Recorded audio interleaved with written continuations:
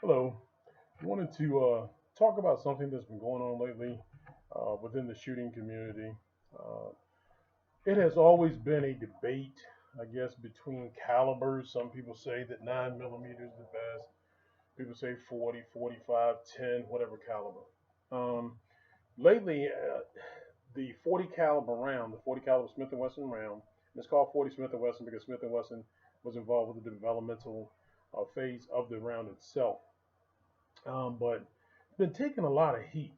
I noticed a lot of people are saying 40 caliber sucks, 40 caliber is uncontrollable, 40 caliber isn't a good round, 40 caliber has too much recoil. A lot of negative things said about the 40 caliber round. I want to say something to the shooting community. Stop being lazy.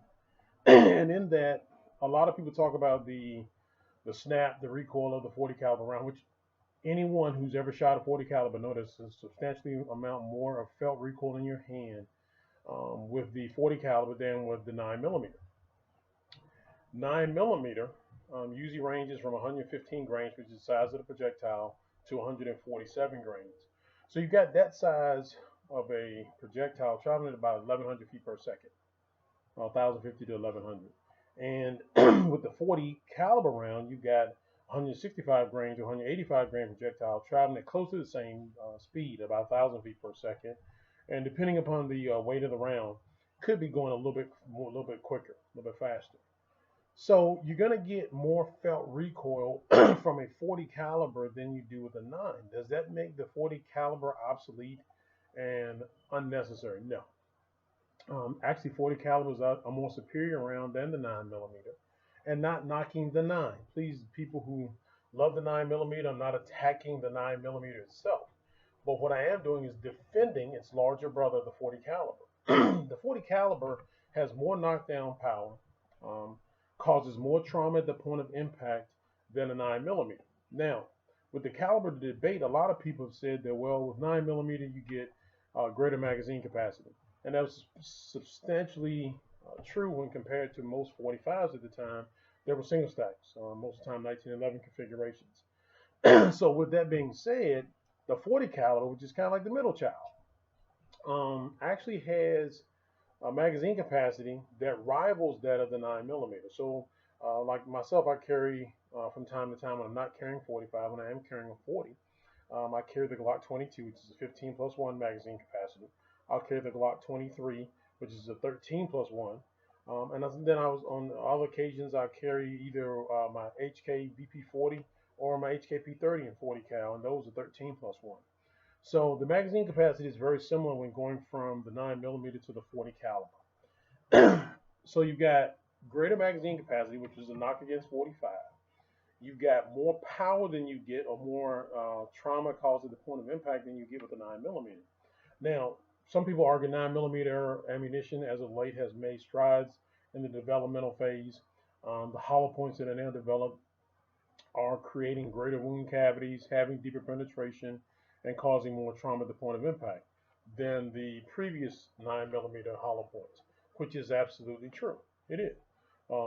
Ammunition that's made by Remington, like the Remington Golden Saber, Federal with the HST, the 9 millimeter rounds, Hornady, and others are making great 9 millimeter rounds, but they still don't have the amount of impact and have to cause as much trauma as a 40 caliber round does.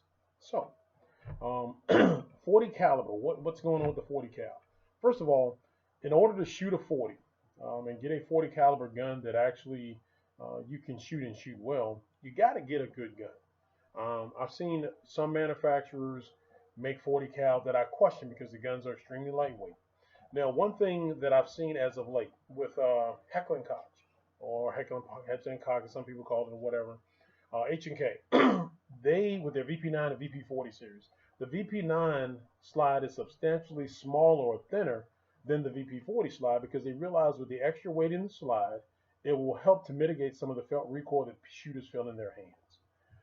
Glock initially didn't follow suit. They just kind of did their own thing because if you look at the normal or the Generation 4 and previous 22s versus the 17, the slides were the same as far as their thickness. With the Gen 5, Glock took a page out of HK's book. Glock made the Gen 5 Glocks in 22 and 23, which is the two 40 cals that I have from Glock.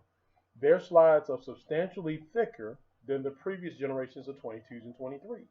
A thicker slide increases the weight in the front end of the gun or in the total gun itself, helping the gun to absorb the felt recoil, making the gun a softer and better shooter. So the Glock 22 and 23 and Gen 5s, the HK P30s, the HK VP40s, the Smith & Wesson with the M&P series, with their 40 caliber, thicker slide, heavier weight in the front end, and a gun that shoots wonderfully well. So what am I saying? The 40 caliber cannot be shot in a gun that is designed for the 9mm round and expected to perform identically or close proximity to a 9mm shooting pistol. You have to have that increased weight, which is what HK did initially, and what Glock has now done with their Gen 5 and the 40 caliber round. So if you're going to shoot a 40 caliber round, you have to have a gun that is designed for the 40 caliber round, not one that's designed for a 9mm. That's what companies are now doing. They're designing guns that are specifically set up and geared towards shooting the 40 caliber, which is a superior round. And you can do the research. You can go look at the information for the FBI and their reports. You can go look at shooting reports. There are 1,000 reviews online about caliber and the caliber debate, which is really ridiculous. But anyway, the 40 caliber round is superior to the 9 as far as trauma caused or at the point of impact on an individual. So the 40 caliber round, though many people have marked it dead and said that it is obsolete and said that it is no longer a necessary round, you're wrong. Law enforcement agencies across the U.S. use the 40 caliber. It's a much more superior round. Though some agencies like the Virginia State Police are carrying the SIG 357 or 357 SIG round, which the projectile at the base of it is the same size as a 40 caliber projectile. They just neck it down, so you get more penetration and a little bit faster moving or harder load. But with the 40 caliber round is not obsolete. You just have to learn how to shoot it. What I've done with my Glock 22 and 23, I put a simple fix, which for me, the Talon grips, $20, $25 on Amazon. Purchase those, and I get the ones that are made like granulate, kind of like sandpaper. Put them on my guns, and it helps to grip the gun better. Because in the fundamentals of shooting, grip is one of the greatest components of it. If your grip is sloppy, your grip isn't refined, and you don't have a proper purchase on the gun, you're not controlling the gun, then yes, it's going to feel like it's jumping all over the place. So with a 40 caliber, as I do with my 45s, and as I've done with my 9mm, I do have a Glock 19X, but I put a Talon grip on it. With that Talon grip, it gives you a greater purchase on the gun, and a greater purchase, just a better grip, and it also helps you to control the recoil of the gun better. So it makes it a better shooter in every caliber. I don't care if it's 9, 40, 45, 10 mil, and I've done it with my 10mm as well. Talon grip on it, phenomenal, $25 edition. Didn't send my gun out to get $300, $400 worth of stippling work done to it. I put $22 because I got Amazon Prime, ordered the Talon grip for my guns, and put them on there. Yeah, I had to go spend $15, $20 and get a hair dryer. As you can see, I don't have hair, so I didn't need a hair dryer. But I do need it to put the Talon grip on. So going out, getting the Talon grip, getting the hair dryer, putting the Talon grip on my guns, on all of them, all calibers, so I can have a greater control of the firearm. So with the 40 caliber, you need to have better control. Talon grip gives much such and so. Additional weight gives you more control, and it helps the gun to absorb and mitigate some of the felt recoil that you normally as a shooter would feel in your hand.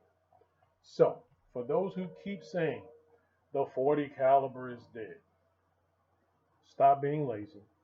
Practice with a 40, 10mm, whatever caliber, and you find out that no round is obsolete. Not even the 9, even though I don't carry traditionally a number. But I don't knock the 9mm because it is more than sufficient to neutralize the threat. So, to those who are attacking 40 cal, be careful. 40 cal may attack back. Take care.